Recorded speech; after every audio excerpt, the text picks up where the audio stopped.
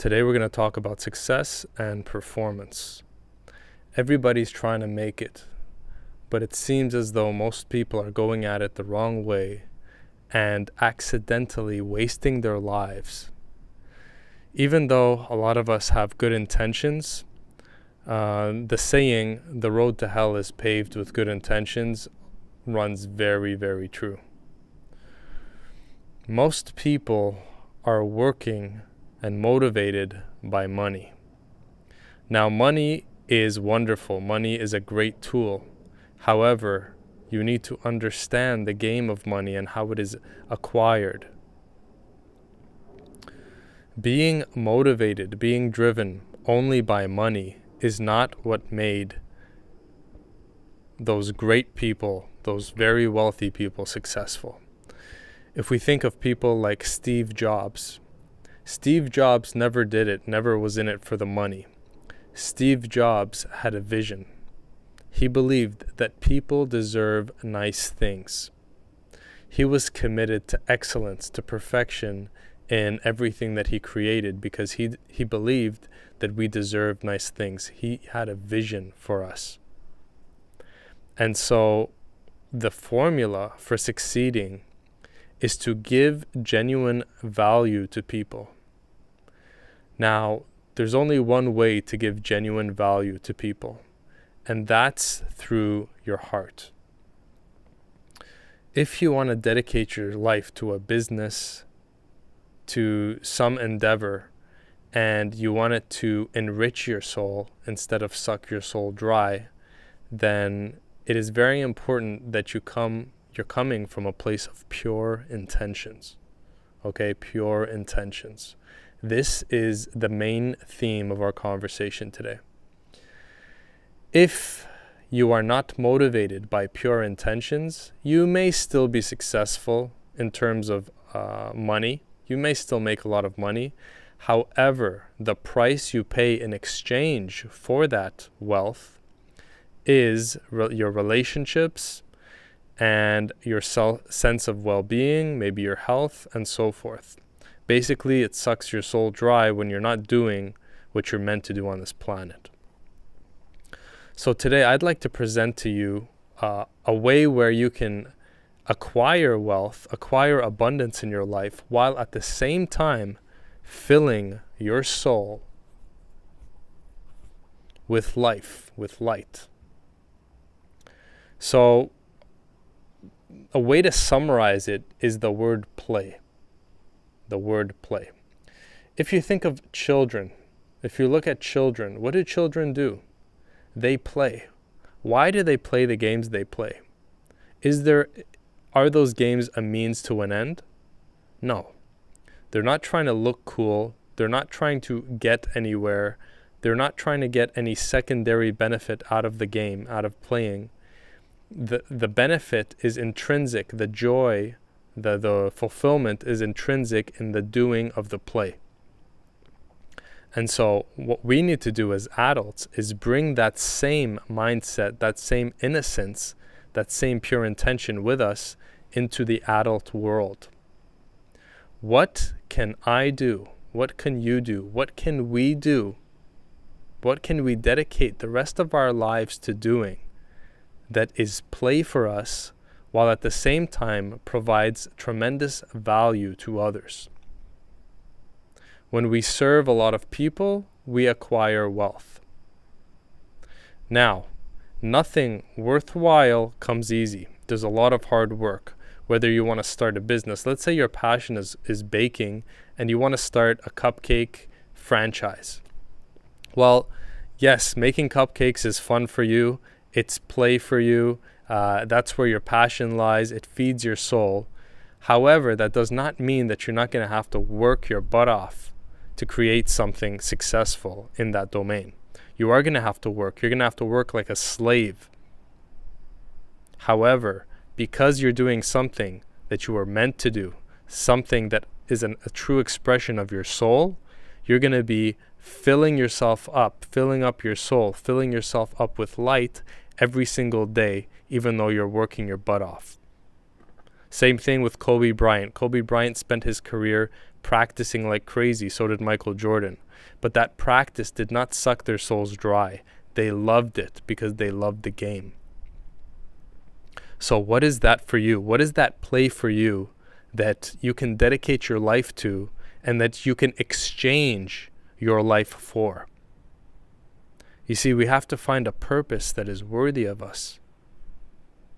We have to find a purpose that is worthy of us. You're going to be exchanging your time, which is your life, which is the most valuable thing you have, the thing that you cannot buy, you cannot get back no matter how rich you are, is your time. You have to be very wise as to what you're going to choose, how you're going to choose to spend that time, that next 1 year, 3 years, 5 years, 10 years, 20 years of your life. If you're doing something that you love, then no matter how hard you work, and no matter what the outcome is after 2, 3, 5 years, you will not have wasted that time because every moment was a pleasure. Every moment you were filling your soul because you were developing yourself in an area that fulfilled you, that was a true expression of you. Bruce Lee said, one of the hardest things in the world is to express oneself honestly. It is very hard. You have to be very, very attentive, very aware of what is driving you, what is motivating you. How pure or impure are your intentions? Do you say that you're doing it for the love, but you're really doing it for the money? Or are you doing it for the approval? Your intentions need to be pure. Bruce was famous and successful and world class because he knew who he was, he knew what he wanted, he knew what his purpose was, and he stuck to it. He did not sell out. He did not get led astray. He could have easily gotten distracted by doing commercials, doing this, doing that, press conferences, interviews. He was focused. He was focused. Same thing with Michael Jordan. Michael Jordan did not talk to anyone before a game. He did not do press conferences. He was focused. He was in it for the game. So whatever you want to do, whatever you want to dedicate your life to, make sure it's a goal worthy of you. Make sure it fills you with life, with light, with vitality, with enthusiasm. Make sure it's an innocent goal. Innocent meaning it is pure. You're doing it because it is an expression of your soul and not because you want outside approval or status or power or money and so on. And once you find that pure intention, once you find that purpose, and once you start doing something for the intrinsic pleasure of doing it, even though, yes, you're going to work hard and that's not going to be the funnest thing in the world, you're still coming from a pure place. Then what happens is you're brought into wholeness, you're brought into alignment, you're brought into oneness. So what do I mean by this? There are two states in the world, two states within a human being, love and fear. That's it, love and fear. At any moment in time, you're either acting out of love or you're acting out of fear. Fearful action breeds poverty, suffering, conflict, sickness, violence, ignorance, and so on. Loving action that is filled with love, breeds oneness in your relationships, breeds peace, abundance, harmony, health, and so on. Fear can be defined as this. Fear is simply division. It's division. It is a divided mind. One part of the mind wants to go this way, another part wants to go that way. More accurately, fear is the disharmony between your mind and your heart. Fear is the disharmony between your mind and your heart. It is a conflict between your mind and your heart because your heart always knows what the right thing is. And that's why we say it feels right or it didn't feel right. Your heart always guides you. The heart is wise. The mind is clever, but the heart is wise. You need to go to the heart and allow it to guide you And if something feels wrong, you need to make adjustments. So what fear is simply when your mind is overcome by greed, is overcome by the desire for fame or all that low level stuff, while your heart has the desire to be the pure expression of you. And so we know an easy way to say it is you're selling out, right? We know when we're selling out, right? For example, we're at a job we hate, taking orders from a supervisor or a manager we don't respect, and we're bowing down and we're doing all these things, and it feels bad because we are not in alignment with our mind and our heart. Our mind is saying, okay, take this crap because you need a paycheck, and whatever, and the heart is saying, no, this is not my truth. So fear is simply division, and a divided mind is helpless. You can remember all of this very easily by remembering the Chinese saying, a man who chases two rabbits catches none. A man who chases two rabbits catches none. So it is your aim in life to get rid of the division within you, which is a disharmony, the conflict between what your mind wants, which is usually fueled by greed, and what your heart wants, which is fueled by innocent intentions.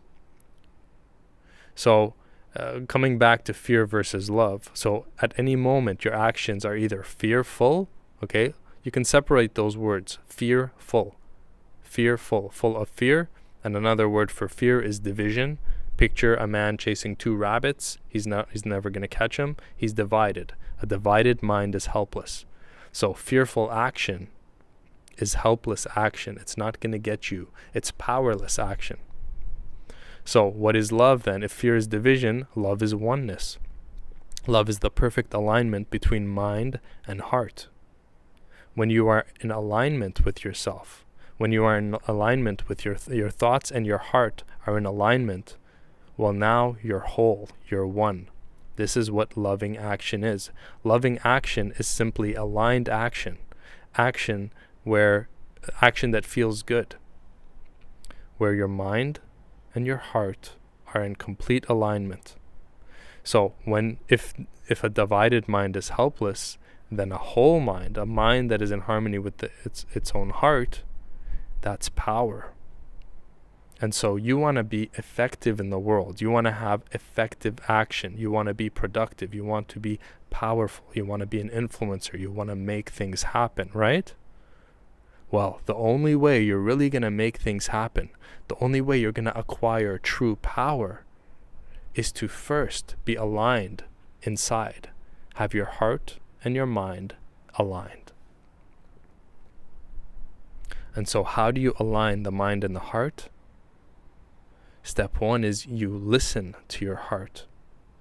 And to listen to your heart, you need to slow down. You need to be still. You need to sit alone. You need to sit in silence. You need to listen. You need to block out all the noise. You need to put down your phone. Turn off the music. Turn off the television. Go and sit with nature and listen. The heart whispers. If you are constantly distracted by technology and hyper-stimulated all the time, you will not hear your heart's calling. And so it is your responsibility, and so it is your responsibility to take that time for yourself in order to get clarity. I'm 37 years old at the time of this recording, and I will tell you this: every single time I have followed my heart, it has never steered me wrong, ever, not even once. But every time I followed my mind or what others convinced me to do, it was always the wrong path. So, you want abundance. You want success. You want to see yourself as a successful person and not as a loser. You want to make it. You want to have abundance in your life. You want to feel fulfillment and joy. You want to get rid of the fatigue and be filled with a childlike vitality every single day and a natural enthusiasm and be motivated and driven every single day. Well then, my friend, you need to come back to innocence. You need to look at your intentions honestly and see what's honestly has been driving you. And then bring yourself back to oneness. And when I say back to oneness, again, that means away from division. What are the conflicts between my mind and my heart? Look at your actions. What am I doing? What are the things that I'm doing that are in violation of what I believe in? What are your values? You see, living through loving action, whole action, powerful action, innocent, intentioned action is not easy, because you have to constantly be aware of what is driving you and why you're doing something. We get so caught up in doing things that we forget to ask ourselves, why am I doing this? Why? Your why must be innocent. Just like, again, if we look at Steve Jobs. Now, Steve Jobs has a bad reputation and he was cutthroat. And so maybe that's another topic. But underneath all of that, his intentions, he was not after the money. He had a vision. And that vision was innocent. Maybe the other stuff wasn't innocent, but his vision was. So what are your values? What do you believe in? Where are you violating your own values? Where are you selling out? Where are you selling your soul? What in your life are you doing that is crushing your soul, that is sucking the life out of your soul? And then, what will you do instead? How will you start to redirect the trajectory of your life so that you may bring yourself back into wholeness, into oneness, into loving action, which is powerful action? Just know this: as long as you're driven by greed and you're doing things that you hate in exchange for money or approval or fame, you will remain divided.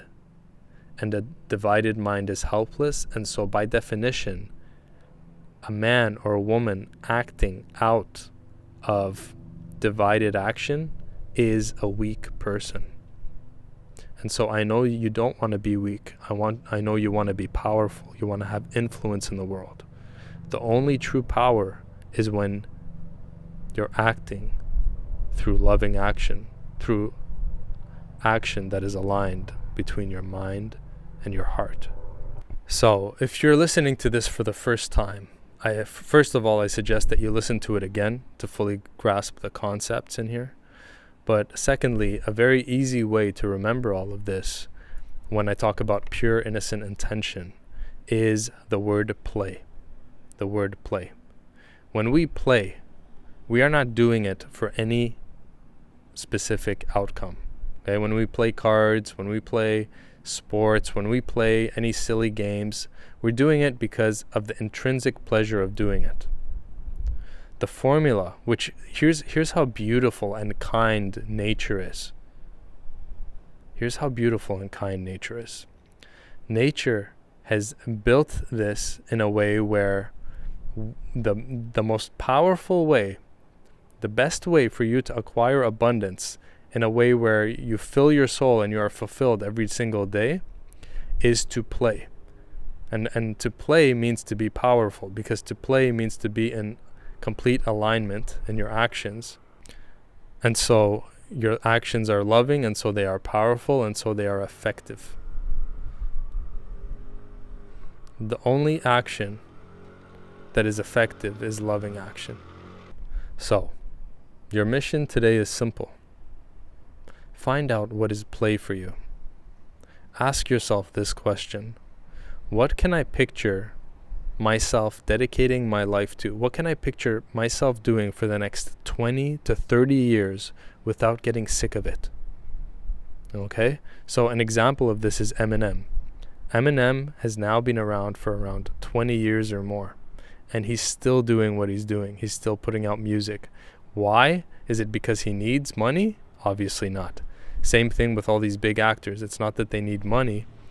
It's that they love what they do. It's play for them. It's fulfilling. It fills them up. It makes them full. Okay, listen to the words. Fulfilling. Filling full. Full of life. Full of light. So, what is that thing that you can grab and dedicate your life to and work your butt off becoming amazing at, that you can see yourself doing for the next 10, 20, even 30 years without getting sick of it? Actually the opposite, with it becoming more and more fulfilling the more you do it. That's your mission. That's your goal. That's your purpose. That's what's going to be play for you.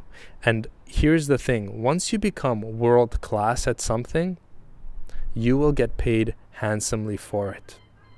Let me say that again. Once you become world class at something, you will get paid handsomely for it. However, if you go into the thing focused on how much you're going to get paid, then you're not going to be one of the greats that we hear of 10 years or 15 or 20 years down the line. You're going to be one of the nameless. All the people who go to Hollywood with the desire to be rich and famous are nameless. We don't know their names because they never made it, because their action is divided and hence weak and hence ineffective. The people in Hollywood that we know are people who genuinely love to act and dedicated their lives to that craft and mastered that craft over many years and then became world class. And once they were world class, that's when they got the reward. So you have to really pay attention, because intentions, we can fool ourselves. Denial, never underestimate the power of denial. Make sure you're not in denial when you're doing something, because you may convince yourself that you're doing something for one reason when really you're doing it for another. And the way to check yourself, to make sure that you're engaging in pure action, in loving action, in action that is in alignment with your heart and your mind, is always take inventory of how you feel after you've been working hard at that thing for a full day or a full week or a full month. Do you feel drained, or do you feel more energized? Do you feel disheartened, or do you feel more encouraged and more challenged? Do you feel apathetic, or do you feel inspired and full of life? Are you full of fatigue, or are you full of endless energy? Energy is not only affected by what you eat and how you move, although those things are very important, but energy is also very affected by how you live your life, how in alignment or out of alignment you are. When you're in alignment and you're moving through the world with pure intentions and loving actions, you're going to be filled with energy, and the more you do, the more energy you're going to get. However, when we are conflicted and we are doing something that goes against our values, against our heart, against our soul's calling, well, then we get drained. We get drained because that conflict creates tremendous stress inside of our bodies. Tremendous stress. It is so painful to be constantly pulled in two different directions. When you're in fear, when you're in conflict, when you're out of alignment, you're constantly getting pulled left and right, because your mind is saying, let's go after the money and the greed, and your heart is saying, let's play. Let's do something innocent. Let's create something real. Let's express the true expression of our soul. So if you suffer from fatigue, that may be due to impure intentions. That may be due to the fact that you are living and doing things against your values, against your heart. And so it's your job to bring yourself back into alignment. You were here to do something great. You and I both know that the endless potentiality is locked inside of you. And the way to unlock it is through innocent action. So, sit down, be still, find your purpose, and then dedicate your life to expressing it. This is Jad T. Jones. Take care.